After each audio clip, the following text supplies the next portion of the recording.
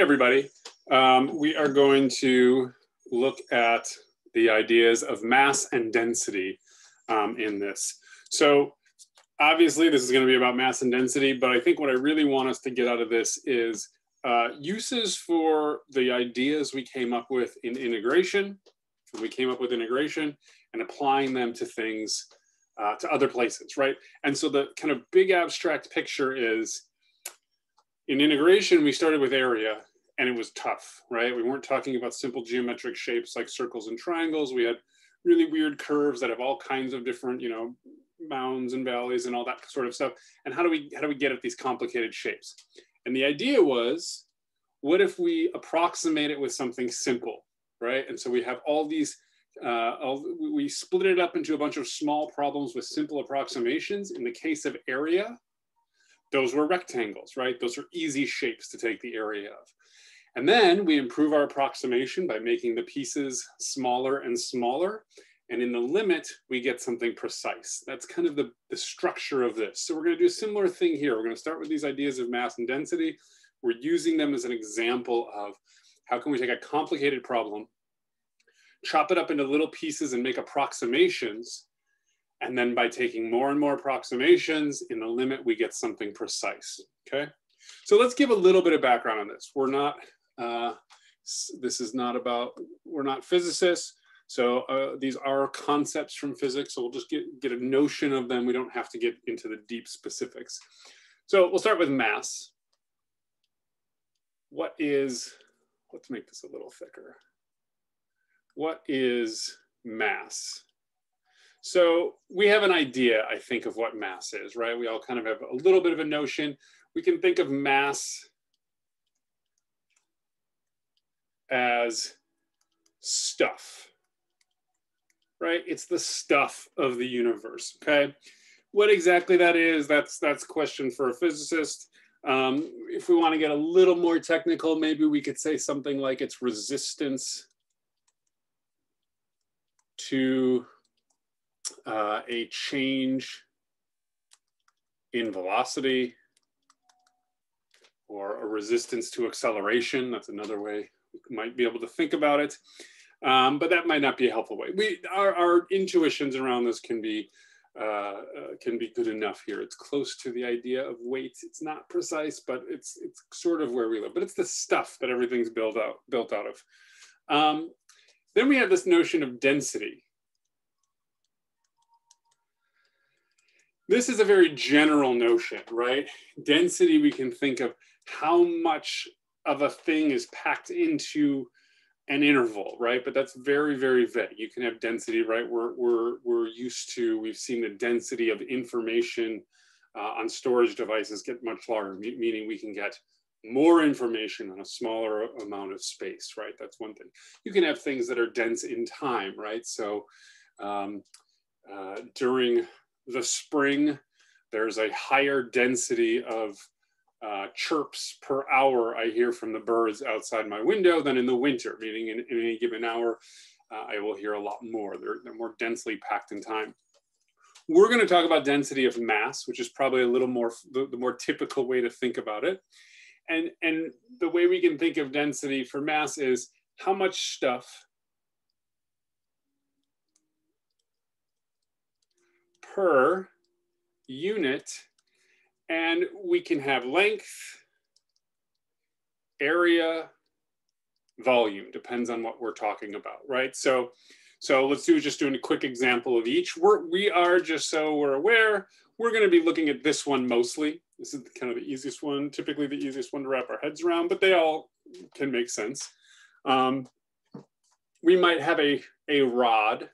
Here's an example. We could have a rod, and that rod might have a density of, just picture a metal rod, 10 kilograms per meter. All right. So I guess I should put up here in mass. We'll usually measure mass in kilograms. If you're used to things like pounds and ounces, those aren't technically masses. They're technically weights or forces. There's something called a slug. I'm not really going to get too deep into that. So I'm just going to use kilograms. So yeah, you could have a rod that's 10 kilograms per meter. So that means that for this iron bar, for every meter you have, there's 10 kilograms of mass. So if you had 10 meters, you'd have 100 kilograms, right? Maybe you have some floor tiling and it has, let's say, a density of 1.5 kilograms per square meter. Oops, forgot my per square meter. So in this case, this one was kilograms per meter. This one will be kilograms per meter squared. And maybe you could have a gas, right? Some kind of gas in a room, and maybe its density is 1 gram per cubic meter, right? So grams per meter cubed. Okay, so those are some ideas about density. Okay, so I kind of hinted already at the relationship between mass and density. We can do a little example right here. If I had a rod that was 3 meters long, well, if each meter is 10 kilograms, then its total mass would be the 10 kilograms per meter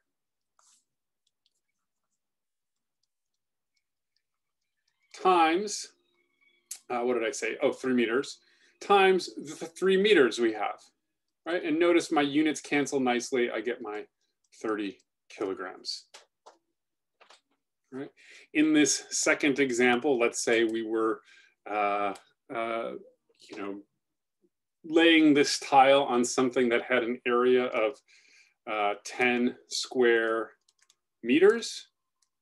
Then if we wanted to know the mass of tiles that was going to be laid, it would be 1.5 kilograms per meter squared times 10 meters squared. Again, those units cancel and we'd have 15 kilograms of tile.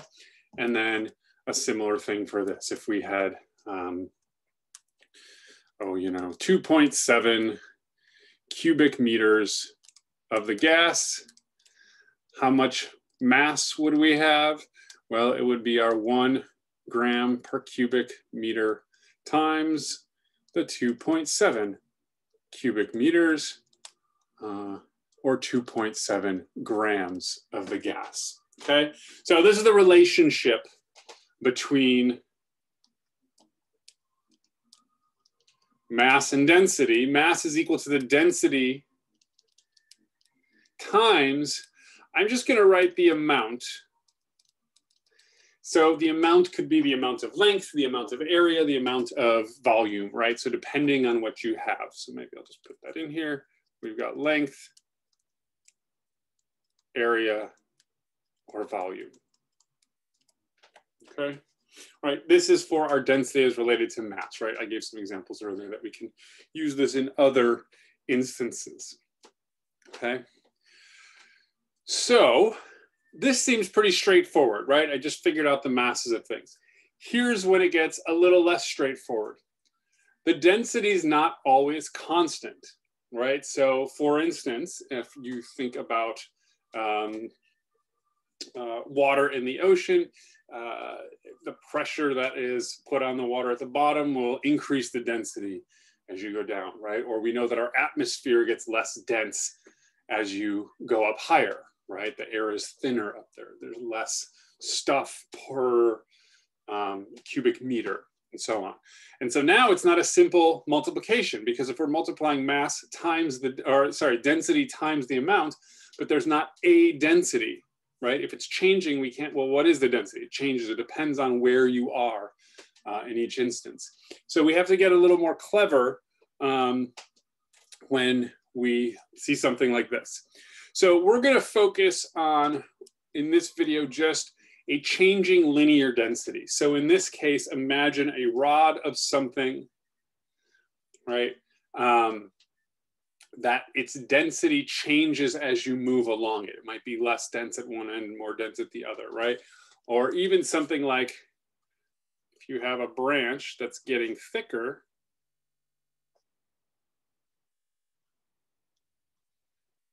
there's my branch broken off pretty cleanly, right? The density at this end is much less than the density at this end in terms of its position, right? If you pick a spot anywhere along here, and in relative to, you know, if you take it and split it up into centimeters, any given centimeter over here at the left end is going to have very little mass, whereas a centimeter of branch on the right end is going to have a much larger amount of mass. There's more stuff there in terms of our, as we move linearly. Or maybe easier to picture is just a rod whose shape doesn't change, pretend that's just a metal rod, but it's built in such a way that the density is increasing as we move to the right, right? So there might be reasons to construct a rod in this way. Okay, so when we have this situation, let's go to the next page. When we have this situation, we will talk about a linear density function. And this is often given the name, it looks like a P. This is another one of our Greek letters, rho. So rho of X is going to be our density, our linear density function, which is the mass per unit length. Now, to be clear, rho does not have to be a linear function. What we mean by linear is it describes the density. Let's write this. It describes the density of an object relative to position along an axis. Okay, so for instance, let's draw a picture with this. So if I have a rod,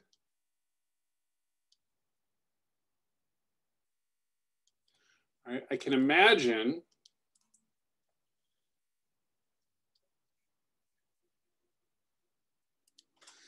right, aligning this. Let's actually. So pretend these things are relatively straight.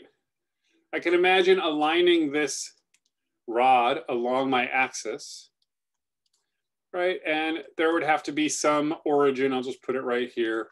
So now the one end of the rod is located at A, the other end is located at B. If I pick a spot along this rod, let's say right here, the density here can be given by, let's call this x sub 1, right? So if x sub 1 is the coordinate at that point, the density of this rod is, this function gives us the density at that point. And as we move along the rod, the density is going to change for each value of x, right? Its position along some axis, okay? So this is our situation. How can we now figure out the mass of this rod? So like I said earlier, we're going to use this notion that we came up with for area, and we're going to split this kind of complicated problem into smaller approximating chunks. So let me do this drawing again, a little bit bigger. Should have thought this through the first time. So here's my rod. All right, and this rod is located on some axes.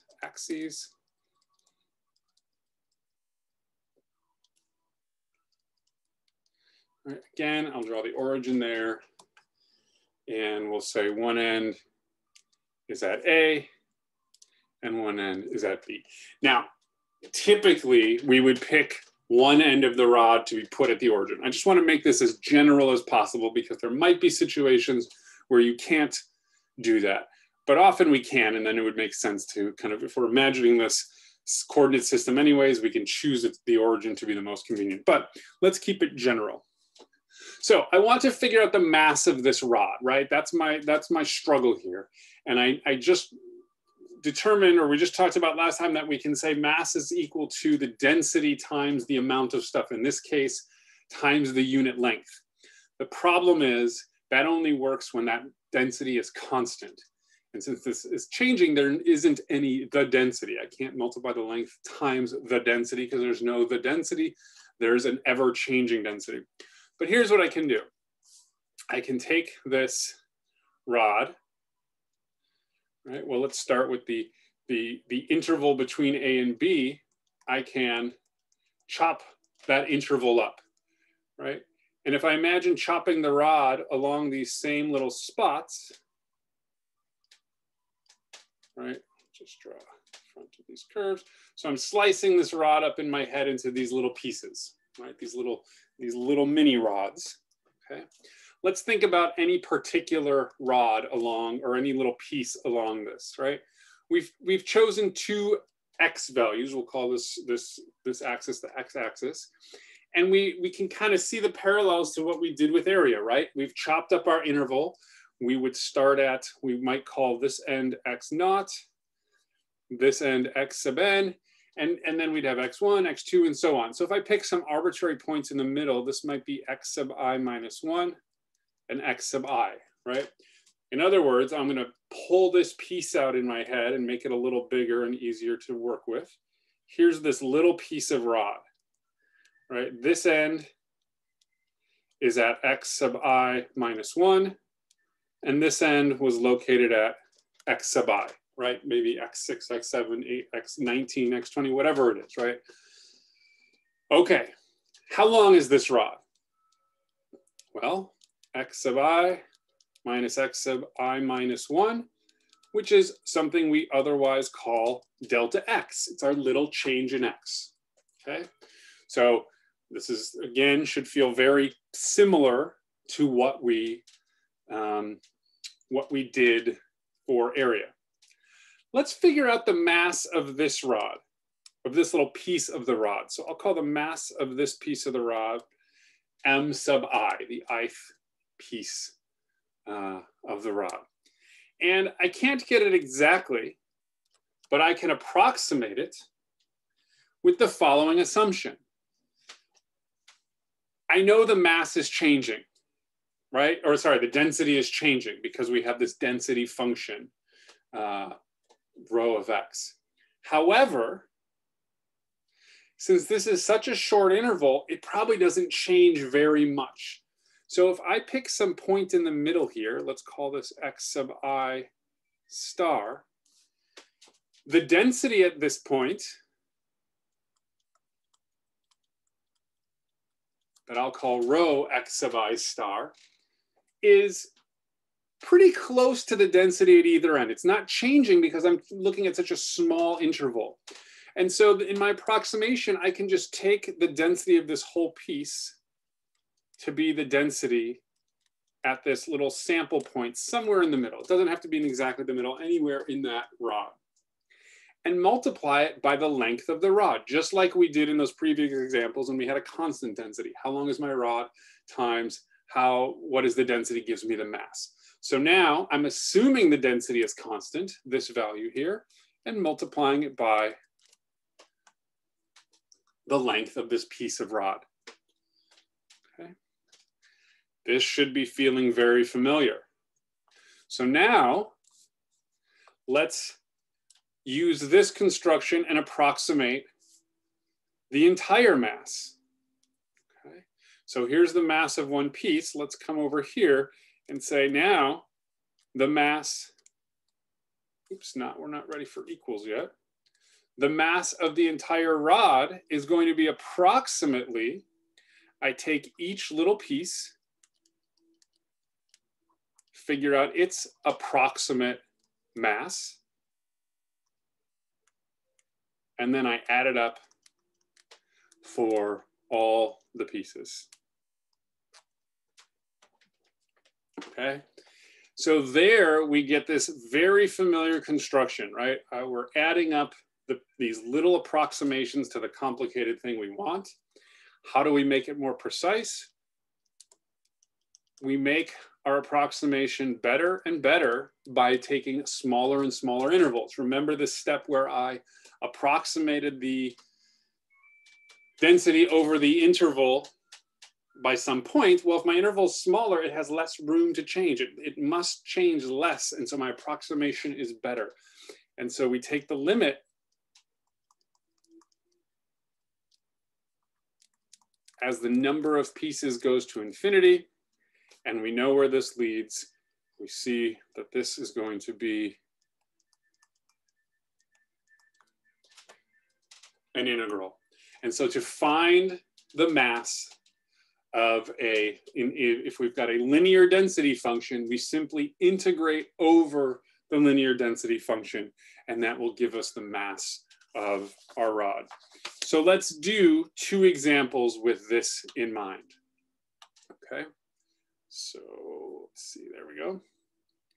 So let's take a look at, let's say we have, we'll do a simple example and then a slightly harder one. So suppose we have a 4-meter long rod and a density function, linear density function of, let's use colors as long as we have them, rho of x is equal to cosine of x plus 2.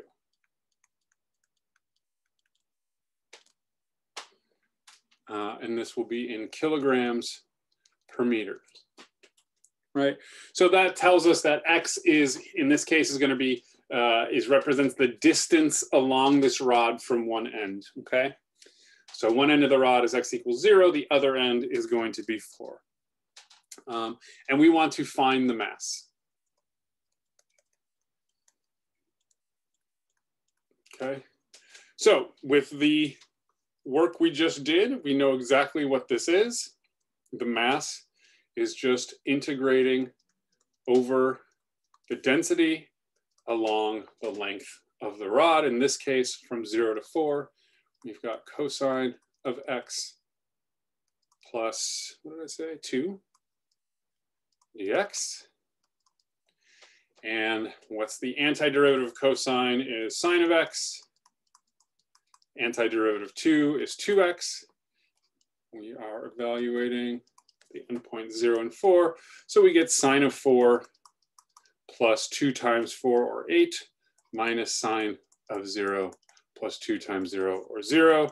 Sine of 0, 0, 0, 0. So we're left with sine of 4 plus 8. And this is approximately, I plugged this into something earlier, 7 1/4 almost. 7.24. Okay, let's think about units. So let's jump back for 1 second. All right, think about our units here. In this original construction, our density is going to be like mass per unit length. Delta x is going to be a length, which is going to leave us with a mass. Okay, and all of that carries through this whole computation.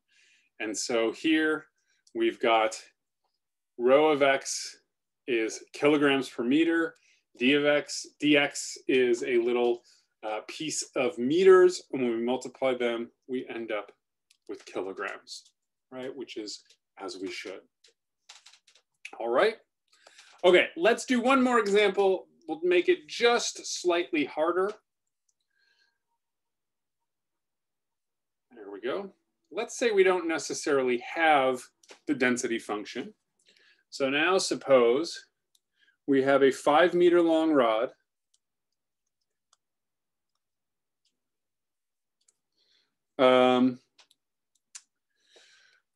whose density increases linearly.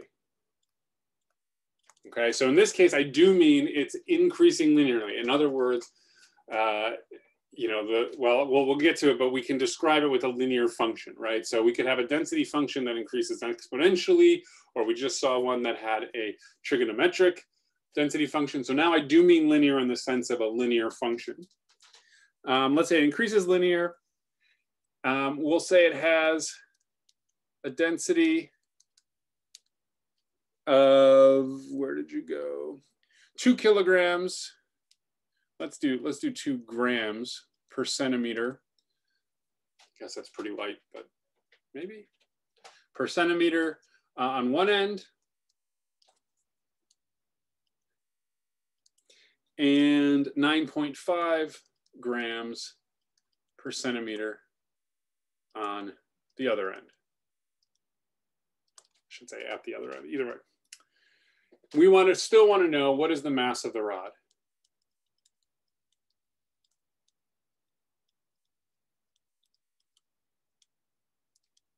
Okay, so we know already that the mass is given by, in this case, it'll be 0 to 5, rho of x dx. The problem is we're missing rho of x. So let's find this density function. Okay, let's draw ourselves a little picture. Okay, so let's start with a graph.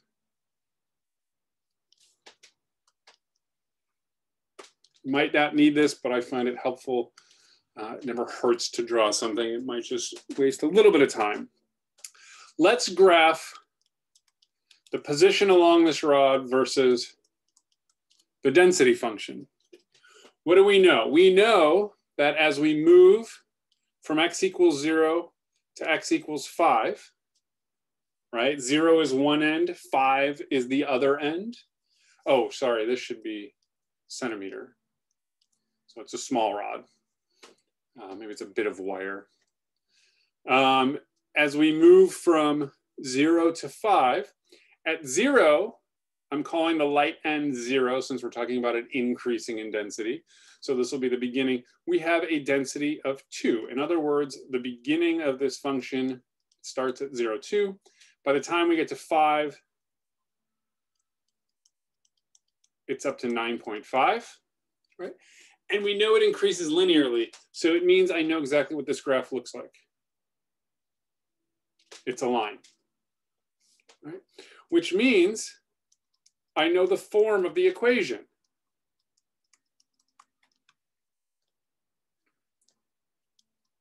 So M is going to be a change in Y, 9.5 minus 2, over the change in X, which is 5 minus 0, or 5. We also know what B is because we know the y-intercept. And so our density function is going to end up being 1.5x plus 2. Okay, so now we've determined the density function. So now we can go ahead and compute the mass. The mass is equal to 0 to 5. I'm going to go to fractions, 3/2 x plus 2 dx. So we'll get x squared over 2, but we've got this constant of 3/2. So this is going to be 3/4 x squared plus 2x, evaluated at 0 and 5, between 0 and 5. So what do we get? We put in 5 for x and square it. We get 25 times 3 is 75/4. 2 times 5 is 10, but I want it in fourths. So we'll get 40/4. And then you can see pretty quickly everything we subtract is just 0. So we get 115/4. And this is grams. Right? If you prefer decimals, we've got 28.75 grams. Okay, that is it. So while density and mass, super common ideas, and it certainly doesn't hurt to understand them a little more, I think the key here is seeing the structure of this problem mimics the structure of the area problem. We took something that was changing and complicated and approximated it by assuming it wasn't changing, or at least it was changing in a way that we could understand, right? So instead of having this changing density, we assumed for each little interval of our bar, the density was the same. If you picture that, if you had a density graph, what we're really doing is computing these rectangles. The density is flat over that interval. It doesn't change, and then it jumps at the next interval, right? So it's a very similar idea that we're doing when we come up with this mass and density relationship and use these integrals. And you'll find yourself using this idea in so many different contexts. So it's really good to start wrapping our heads around how we can apply this in other places. Okay, that will be it for this one. Thanks, everybody. I will see you next time.